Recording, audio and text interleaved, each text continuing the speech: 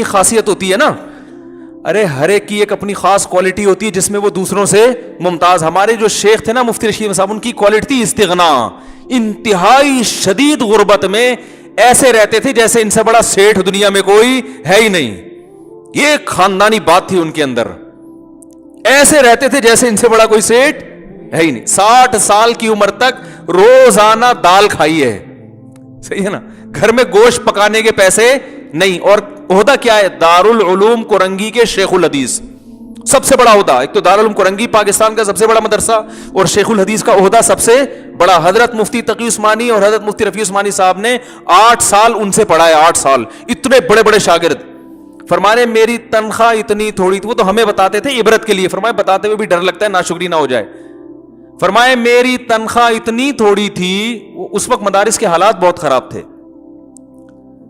کہا کہ اتنی تھوڑی, ایک دفعہ حضرت مفتی محمد شفیع صاحب رحمہ اللہ نے فرمایا کہ ہمارے شیخ الحدیث کی تنخواہ دارالعلوم کے بیل سے بھی کم ہے. یعنی جو اس وقت زراعت بھی ہوتی تھی کورنگی میں نا, تو وہ بیل رکھے ہوئے تھے. فرمایا ان بیل پہ پھر بھی کچھ خرچ ہو جاتا ہے, اساتذہ پہ اتنی بھی تنخواہ نہیں ہے. اس میں فرمائے کہ ایک دفعہ ایک شخص آیا انڈے بیچنے کے لیے کہ بھئی آپ روزانہ کتنے انڈے خریدیں گے؟ انہوں نے فرمایا ہم نے کہا ہمارے پہلے سے انتظام ہے. حالانکہ فرمایا اصل بات یہ تھی ناشتے میں انڈا خریدنے کے پیسے نہیں تھے. گھر چھپڑ گا ایسے چھوٹا سا, اور سال میں ایک سفر لاہور کا ہوتا تھا اپنے شیخ کی زیارت کے لیے. فرمایا وہ تنخواہ سے تھوڑے تھوڑے پورے سال پیسے بچا کے سال میں ایک دفعہ اس قابل ہوتے تھے کہ ٹرین کے سفر سے, ٹرین کے ذریعے لاہور جائیں اور اہل اللہ کی زیارت کر کے واپس آئیں تاکہ کچھ ان سے سیکھیں. اول تو اتنا استغنا والے کو کیا سیکھنے کی ضرورت ہے بھائی, لیکن وہ کہتے تھے ہم ابھی بھی محتاج ہیں کہ ہم سیکھیں. اتنی غربت میں استغنا کیسا؟ فرمائے لوگ آ کے مجھ سے قرضے مانگتے تھے, سیٹھ صاحب پیسے ہیں. کیونکہ آج کیا ہوتا ہے, بعض دفعہ انسان ایسے نہیں مانگتا, اپنے حلیے سے نا اور شکل سے یہ شو کرتا کہ بھائی زکات دینی ہو تو صرف میں ہی مستحق ہوں. اوپر سے کہہ رہے ہوں کہ نہیں بھائی ہم نے آج تک کبھی کسی کے سامنے ہاتھ نہیں پھیلایا, اللہ کا دیا بہت کچھ ہے. پھر رونا شروع کر دے گا کھڑے کھڑے. پھر کیا کرے گا؟ بعض لوگ ایسے چندہ مانگتے ہیں, کوئی اسٹائل دیکھو, جیسے ان کے گھر میں بچی کی شادی ہے نا, پیسے بھیک مانگنی ہے. ایک تو چلو غریب آدمی ہے, میں علماء کی بات کر رہا ہوں, عام آدمی کی نہیں. علماء کا تو حضرت فرماتے تھے استغنا وہ تو بادشاہوں والا ہونا چاہیے. عالم تو اللہ کا نائب ہے بھائی, فرمایا وہ تو بادشاہ, اس کا تو رزق اللہ نے, وہ دین کے کام میں لگ جائے اللہ کھلائے گا. ملا کا رزق, میں نے جو اپنے شیخ کا سب سے پہلا بیان سنا اس بیان کا نام تھا ملا کا رزق. ہم جب بھی جہاں بھی جاتے تھے, مولوی بننا شروع کیا نا ہم نے, لوگ کہتے تھے کھاؤ گے کہاں سے, یہ سرٹیفکیٹ کی کوئی ویلیو ہے؟ نہ نیوی میں جاب ملے گی نہ آرمی میں ملے گی, اب تو خیر مل جاتی ہے, اور جو ہے کہیں بھی نہیں جاؤ گے, وہ ملا کھاؤ گے کہاں سے. ہم لوگ ہر وقت آنے سنتے تھے, باقی ہم بھی کبھی کھائیں گے کہاں سے, ٹھیک ہے نا, جاب تو کہیں ملے گی نہیں. مجھے 2 شوق تھے, ابھی چھوڑو کیا 2 شوق تھے. ایک تو سفر کا بہت شوق تھا, دنیا میں گھومنے کا.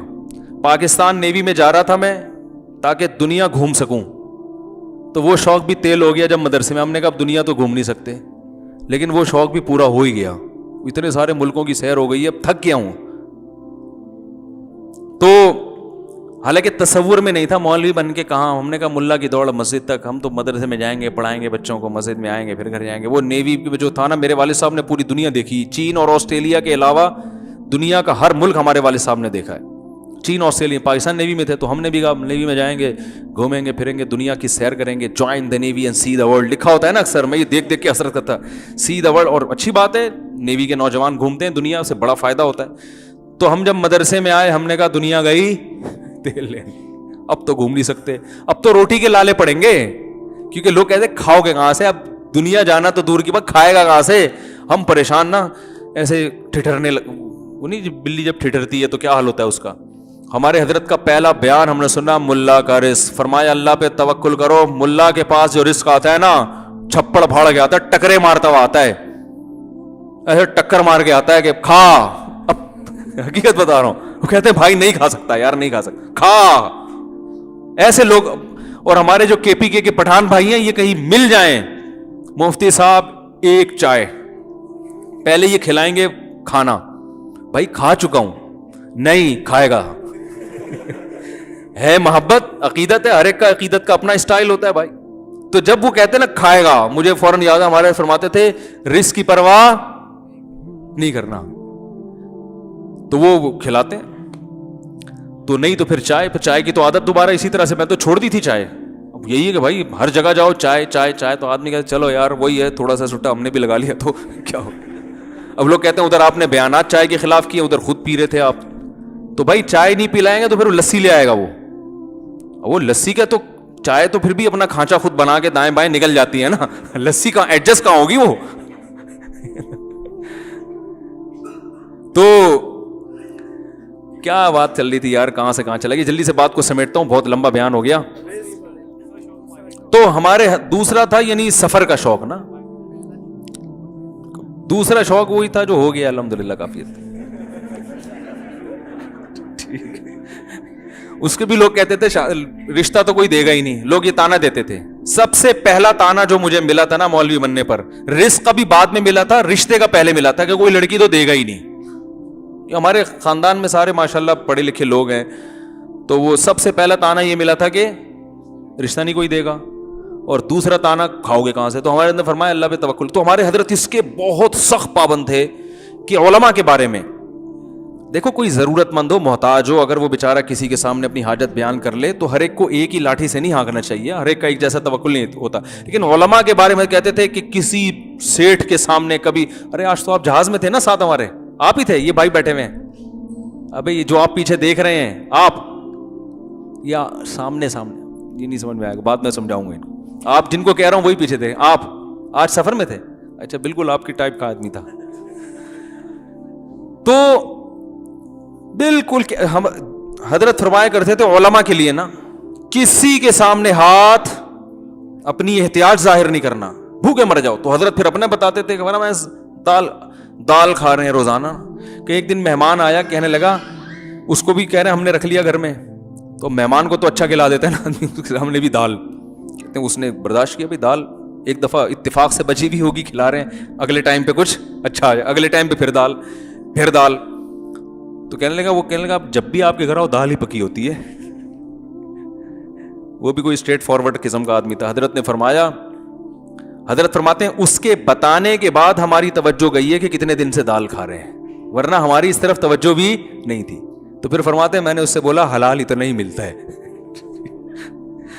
حضرت نے کہا اب دیکھو کوئی ہم جیسا نالائق ہوتا تو کیا کہتا ہے, بھائی کیا کریں بس, اب کیا ہے مدرسے کی تنخواہوں میں آپ کو پتہ ہے کیا گزارا ہوتا ہے, تھوڑا سا ایسے کر کے نا تاکہ یہ جیب سے کچھ ہدیہ اور نذرانہ نکال کے دے. یہ اسٹائل ہوتا ہے مانگنے کا. ایک اسٹائل ہوتا ہے بھائی ذرا 50 روپے دے دو, یہ پھر بھی جائز اسٹائل ہے, اچھا اسٹائل ہے کہ بھائی جو چیز ہے جو دل میں ہے وہی زبان پہ, یار پیسے نہیں ہے یار ذرا کچھ ہمارا بھی خیال کرو, کوئی ہدیہ ودیہ بھی کبھی دے دیا کرو, ٹھیک ہے.